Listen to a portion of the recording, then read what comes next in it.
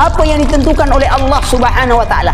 Ketika ada dalil yang belum kita pahami, jangan disalahkan dalil. Yang rusak itu akal kita. Rasa-rasanya bertentangan lah. Tak masuk akal.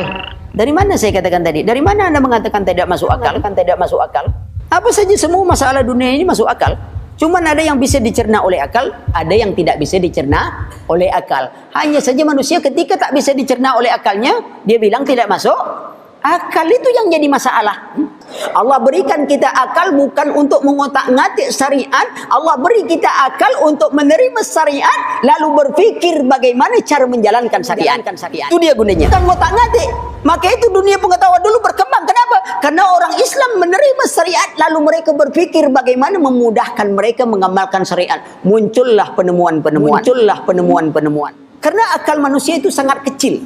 Kalau diukur akal kita itu, kekuatannya dibanding dengan syariat, akal itu tidak akan bisa menjangkau batas buang angin.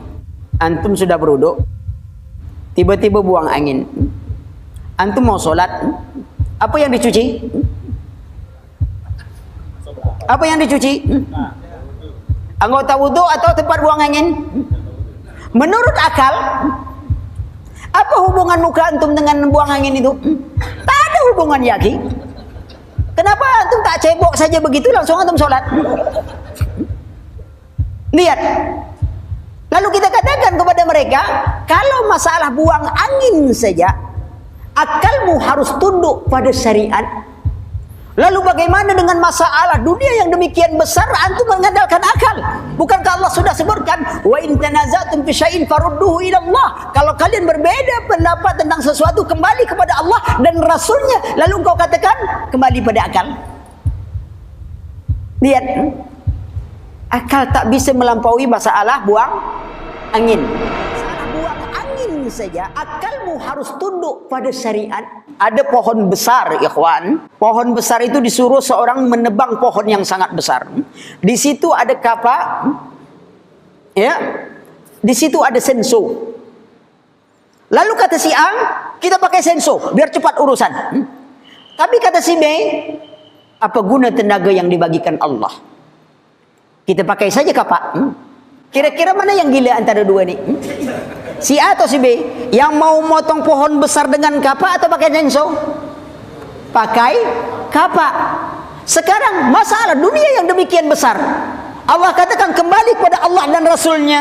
Lalu dia katakan, apa guna otak yang dibagikan Allah? Mana yang lebih gila?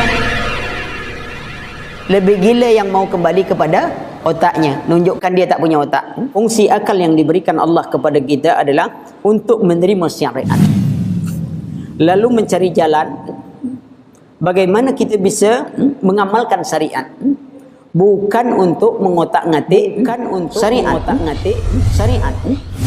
Hari ini apa? Akal digunakan orang untuk apa? Untuk mengotak-ngatik syariat. Man qala fil Quran bi ra'yihi aw bima la ya'lam falyatabawa ma'adahu minan nar. Siapa bicara tentang Al-Quran dengan akalnya atau tanpa ilmu, sediakan tempat duduknya dalam api neraka. Sekarang ada di depan kita kitab Allah dan sunnah Nabi sallallahu alaihi wasallam. Maka dahulukan ini. Kalau dia tidak sanggup kita cerna, maka menunjukkan ketinggian kitab Allah dan sunnah Nabi sallallahu alaihi wasallam.